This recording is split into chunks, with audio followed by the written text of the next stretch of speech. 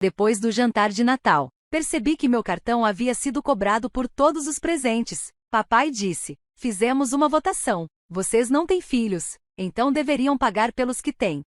Tremendo, peguei meu celular e falei: então você vai adorar o que vem a seguir. Ele riu. No dia seguinte, meu celular explodiu com 53 chamadas perdidas. Meus primos gritavam, minha mãe implorava, e meu pai também pediu para que eu parasse. Mas então eu disse: você só pode estar brincando. Minha mão ficou parada no ar, segurando o garfo. Eu tinha acabado de olhar meu celular debaixo da mesa. No começo achei que fosse algum erro.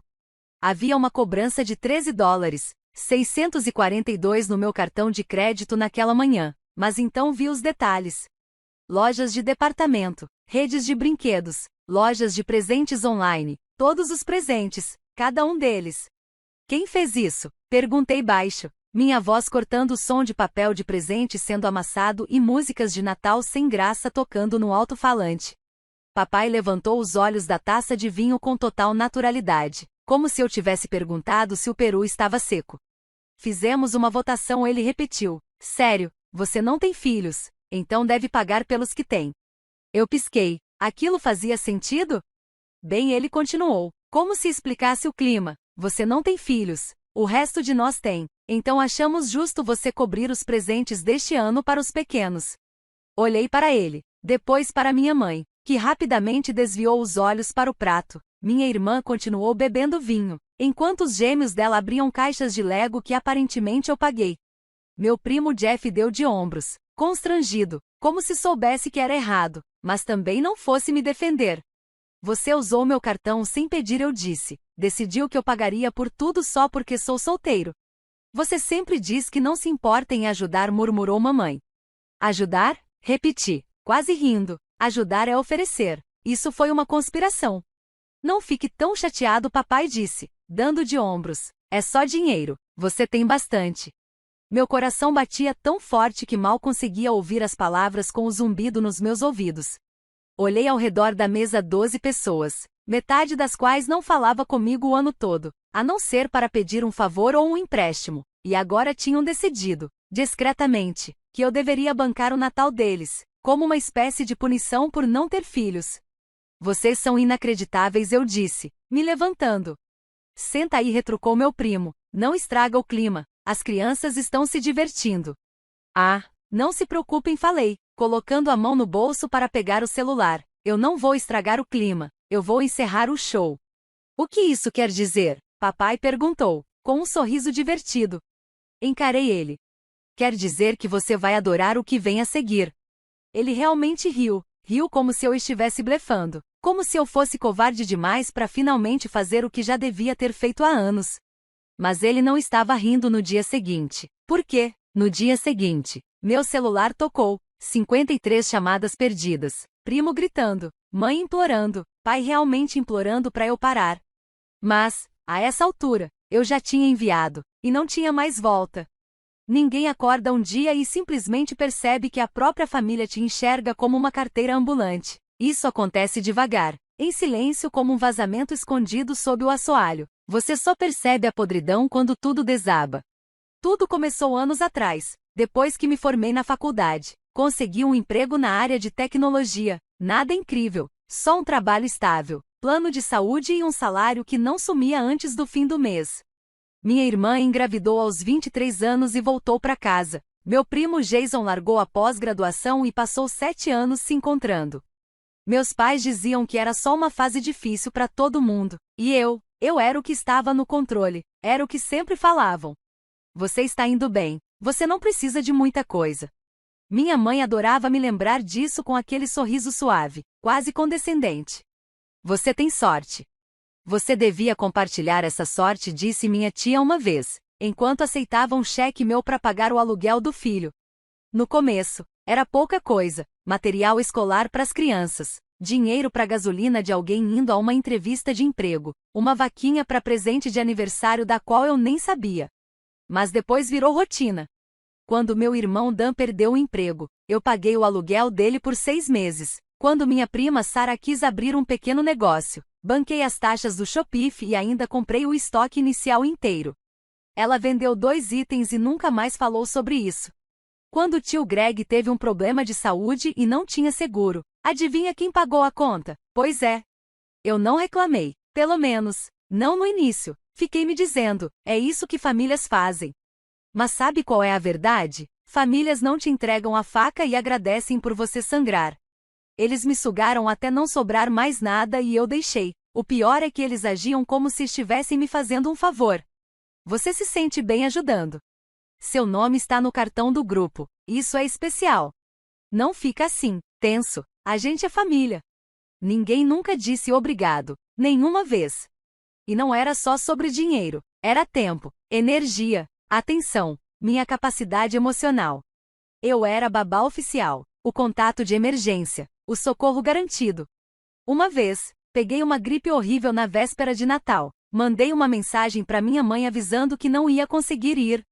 Ela respondeu: Ok, mas você ainda pode mandar os presentes? As crianças estão contando com você. Lembro de estar sentada no chão do banheiro, enrolada num cobertor, tonta de febre, pensando: por que eles só lembram que eu existo quando vem uma fatura junto?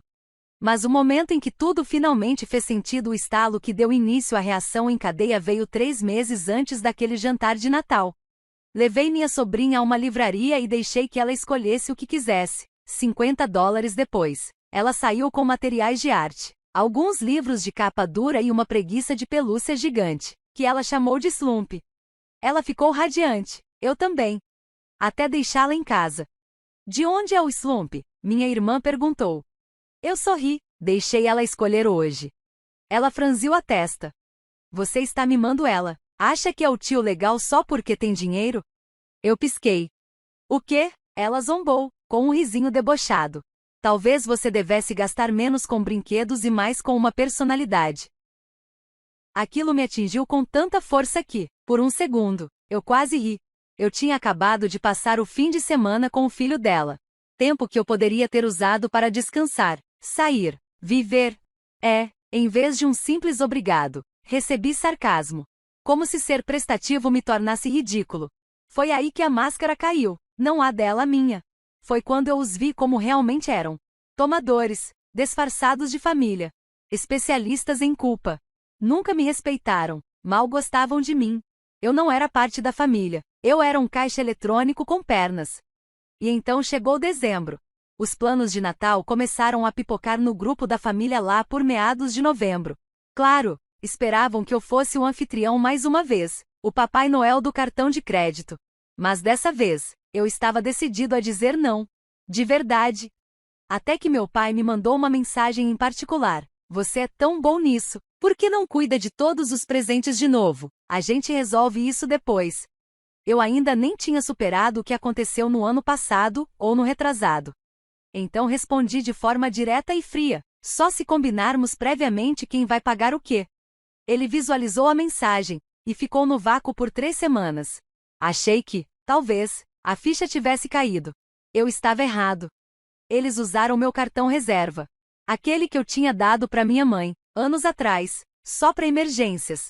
Ela ainda tinha um número. Pelo visto, compartilhou com os outros porque o extrato mostrava compras feitas em 5 lojas diferentes, nenhuma delas na região dela. Ela não comprou nada, eles compraram tudo. E quando eu mencionei isso no jantar, eles riram. Riram. As palavras exatas do meu pai. Nós votamos. Você não tem filhos, então deve pagar pelos que tem. Como se isso fosse justo. Como se isso fosse democracia. Como se eu não tivesse o direito de dizer não. Naquele momento, entendi que eles realmente acreditavam nisso. Acreditavam que eu existia para aliviar o fardo deles. Que o fato de eu não ter filhos me tornava devedor dos que tinham família de verdade. Como se minha vida, minha paz, meu tempo e meu dinheiro fossem todos menos importantes que os deles. E quando me levantei da mesa e disse que eles iam adorar o que viria a seguir, eles nem se importaram. Meu pai riu porque, para eles, eu estava só blefando. Como sempre. Mal dormi naquela noite. Não por culpa, ainda não tinha superado essa fase, mas também não estava mais preso nela. Fiquei acordado, deitado na cama, revivendo cada comentário passivo-agressivo, cada expectativa nunca dita, cada vez que me fizeram me sentir menos por não ter o que eles tinham. Crianças, caos, como se isso tornasse eles melhores, nobres. E eu, descartável. Mas, quando o sol nasceu e pintou o teto do meu quarto de um laranja suave, algo dentro de mim mudou. A hesitação saiu de mim como veneno. E o que ficou não foi só raiva. Era clareza. Eles queriam tratar isso como democracia? Tudo bem. Vamos falar de democracia. Abri meu laptop e digitei o seguinte. Assunto: mudanças na contribuição familiar efetivo imediatamente. Estou me afastando de qualquer tipo de suporte financeiro relacionado à nossa família extensa.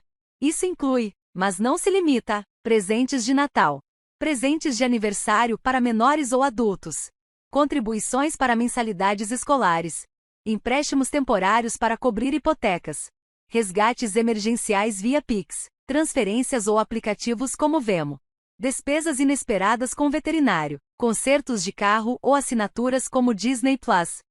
Se você usou meu cartão sem autorização, espere um estorno. Se você salvou meus dados ou os compartilhou sem minha permissão, espere contato legal. Você votou, agora é minha vez de votar. Feliz Natal da tia sem filhos. E então eu fui direto ao ponto. Todos os nomes naquele grupo de bate-papo. Meus pais, minha irmã, os 6 primos. Minha tia que ainda acha que eu devo algo a ela porque cuidou de mim uma tarde quando eu tinha 4 anos. Depois disso, desliguei o celular. Eles levaram exatamente 7 horas e 16 minutos para quebrar. Quando liguei o telefone de novo, ele explodiu como uma granada na minha mão. 53 chamadas perdidas. Dezenas de mensagens de texto. Vários áudios de parentes chorando. Primos me ameaçando de processo por danos emocionais. E uma mensagem da minha mãe que começava com: meu coração está em pedaços, e terminava com: isso é mais do que decepcionante. Meu pai me ligou 12 vezes. A última mensagem de voz dele era só uma frase: por favor, pelo amor de Deus, não faça isso. Mas já estava feito. Por quê? No momento em que perceberam o que eu quis dizer com chargeback, eu já tinha falado com meu banco. A denúncia de uso indevido foi aprovada. Mais de $600 em compras não autorizadas foram bloqueadas. As casas de sonho da Barbie? Os rifles Nerf de alta precisão? Em espera. Os iPads e as caixas natalinas? Devolvidos. E a cereja do bolo? Congelei o cartão de emergência. Então, quando minha prima Sara tentou usá-lo para reservar um hotel mais tarde naquela noite, recusado 2 vezes. As consequências foram nucleares. No dia seguinte, recebi uma ligação do meu tio, um dos poucos que nunca me pediu dinheiro, mas também nunca disse nada quando os outros pediram. A voz dele veio baixa, envergonhada. Sua mãe está chorando. Ela disse que você arruinou o Natal. Eu não hesitei. Não, eles arruinaram tudo quando decidiram transformar meu cartão em conta conjunta. Eles ficaram sobrecarregados. Não, eu o interrompi. Eles agiram com direito. Tem uma grande diferença. Silêncio. Então, você vai mesmo cobrar tudo? Eu já cobrei. Ele suspirou. Bom, não posso dizer que eles não mereceram. E desligou. Essa foi a última mensagem civilizada que recebi por dias. O verdadeiro confronto aconteceu 3 dias depois. Cheguei em casa do trabalho, e eles estavam me esperando na varanda. Minha mãe, meu pai e minha irmã Raquel, todos de braços cruzados e com o rosto fechado como se tivessem mastigado ácido de bateria. Podemos conversar? Minha mãe perguntou, com a voz trêmula. Abri a porta. Digam logo o que vieram dizer. A gente não queria que isso chegasse a esse ponto, ela disparou, nervosa. A gente só achou que o quê? Cortei. Que eu ia sorrir, engolir o prejuízo de novo e dizer, claro, me roubem, mas tragam a gemada. Meu pai tentou intervir. Filho, não vamos transformar isso numa guerra. Somos uma família. Eu ri, alto. Vocês declararam guerra quando usaram meu cartão sem permissão e chamaram isso de votação. Aquilo não parecia família. Parecia traição. Raquel revirou os olhos. Ai, meu Deus, você ainda está nessa? Tá agindo como se a gente tivesse esgotado todas as suas economias. Eu paguei o conserto do seu carro no verão passado. Gritei, porque você disse que não conseguiria chegar ao trabalho com o para-brisa rachado. Você disse que ia me pagar. Ela bufou. Você ganha 6 dígitos. Você aguenta. E é por isso respondi, me aproximando, que isso acaba agora.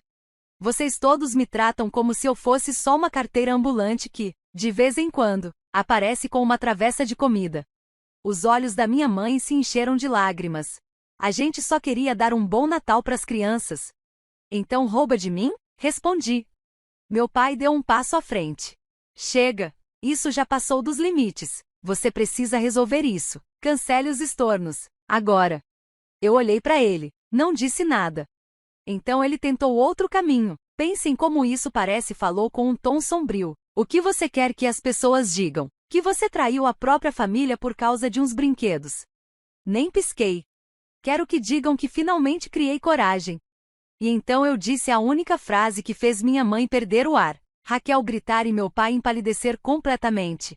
Eu terminei com todos vocês. Já bloqueei todos os seus números. A partir deste fim de semana, tô me mudando para outro estado, sozinha. O silêncio foi glorioso. Abri a porta da frente. Agora saiam da minha varanda. As primeiras 48 horas depois do confronto foram de um silêncio absoluto. Honestamente, foi lindo. Sem ligações, sem mensagens passivo-agressivas, sem bombas de culpa disfarçadas de conversa de família. Pela primeira vez em anos, eu respirei, de verdade. Sentei no chão com uma xícara de café, ouvindo uma playlist aleatória do Spotify e sentindo, pela primeira vez, que não estava carregando o peso de ninguém. Ninguém esperando que eu pagasse uma conta. Ninguém precisando que eu salvasse o dia. Paz. Mas eu conheci a minha família. Eles não desistem fácil quando perdem seu patrocinador preferido. No terceiro dia, começaram a engatinhar de volta. E claro, no único idioma que conhecem, manipulação. Talvez a gente devesse conversar como adultos. Sua mãe tá doente de estresse. Tá feliz agora? As crianças estão perguntando por que o tio fantasma não liga mais. Vi as mensagens. Não respondi. Porque eu sabia que eles não sentiam minha falta. Sentiam falta do que eu proporcionava. Mas então algo inesperado aconteceu. Uma mensagem do meu primo, Jason. Eu estraguei tudo. Podemos conversar? Não respondi. 1 hora depois, ele estava na porta da minha casa.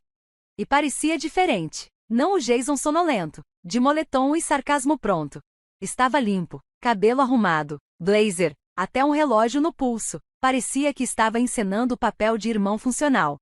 Me matriculei em uns cursos online e ele disse: Marketing, tô começando a trabalhar com um amigo para tentar algo novo. Sério? Fiquei em silêncio.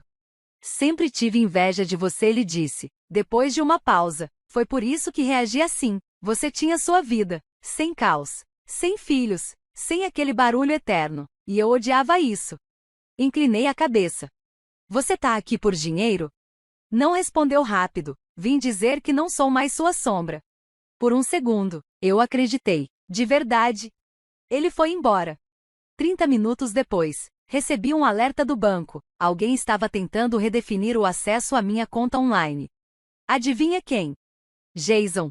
Ele não tinha mudado. Tava atuando. Não veio se desculpar. Veio ver se eu ainda caía nas lágrimas dele. Bloqueei tudo. Mudei todas as senhas. Congelei o cartão reserva. Alertei o banco de novo. Essa foi a última vez que alguém da minha família tentou se aproximar de mim. E foi aí que veio a liberdade. Encerrei meu contrato de aluguel. Aceitei um novo emprego em outro estado, com salário melhor, apartamento novo, e nenhum parente num raio de 640 quilômetros. Mas o melhor nem foi o trabalho, nem o recomeço. Foi a mensagem da Kelly, esposa do Jason. Eu vi o que ele fez. Tô entrando com o pedido de divórcio. E obrigada, você foi a única pessoa que realmente me ajudou. Isso me atingiu mais forte do que eu esperava. O tempo todo. Ela sabia o que estava acontecendo, mas ficou em silêncio até agora. De repente, percebi, talvez minha decisão não fosse só por mim. Talvez o fato de eu ter me escolhido tenha dado coragem para outra pessoa fazer o mesmo. Antes de sair da cidade, deixei uma última mensagem no grupo da família. Renomeei o chat. Este banco foi encerrado definitivamente. Em vez disso, tente amar. Em seguida, cliquei em sair do grupo. Enquanto dirigia para longe, o carro lotado até o teto com caixas, música alta pelas janelas, eu sorri. Eu estava sozinho. Mas, pela primeira vez, isso não parecia um castigo. Era liberdade. Engraçado como o mundo fica silencioso quando você exclui as pessoas que nunca se deram ao trabalho de ouvir o que você tinha a dizer. Depois que me mudei de estado, troquei meu número e bloqueei todos. O silêncio não era solidão. Era paz. Paz crua, firme, gloriosa. Chega de mensagens tipo: você pode cobrir meu aluguel esse mês? Chega de culpa disfarçada de preocupação. Chega de ver o celular acender com nomes que só apareciam quando tinham boletos. Eles se foram, e não foi só um corte. Pela primeira vez na minha vida adulta, eu não tinha nenhuma obrigação financeira com a sobrevivência de ninguém. E pela primeira vez, eu estava sobrevivendo nos meus termos. Achei um novo AP. Nada de luxo, mas era meu. Minhas regras. Meu orçamento. Minha paz. A geladeira, só com o que eu gostava. Na primeira noite dormindo lá, deixei o celular no modo não perturbe. Não porque eu esperava alguma ligação, mas porque, pela primeira vez, eu sabia que não viria nenhuma. E deixa eu te contar, existe uma cura que só acontece no silêncio. Um tipo de cura que vem quando você não precisa se explicar, nem defender seus limites o tempo todo, nem se perguntar: será que tô sendo duro demais? Não. Você não tá sendo duro, você tá sendo livre. Eles tentaram, claro. Novos números, contas falsas, mensagens de voz. Até criaram um Instagram descartável para me mandar: volta pra casa, somos família, já deu. Eu ri. Já deu. Foi isso que eu disse quando vocês votaram para me roubar e ainda riram da minha cara. Foi o que eu disse quando meu pai falou que eu deveria fazer mais, porque não tenho filhos. Foi o que eu disse quando meu irmão, mesmo depois de tudo, ainda tentou invadir minha conta bancária. Mas agora é diferente. Agora, já deu, não é um pedido. É um limite. E adivinha? É um caminho que eles nunca mais vão cruzar. Comecei a fazer terapia, contei tudo para minha terapeuta. Ela não se chocou, só assentiu com a cabeça e disse: você foi condicionado a acreditar que o amor precisa ser conquistado através do sacrifício. Essa frase ficou na minha cabeça. Porque era exatamente isso. Eles me fizeram acreditar que, se eu não desse algo, eu não valia nada. Se eu não pagasse, eu não pertencia. Se eu não sacrificasse minha paz, meu dinheiro, meu tempo, nem sequer fingiriam me amar. Isso não é amor. Não é cuidado. É controle. E eu finalmente me libertei disso.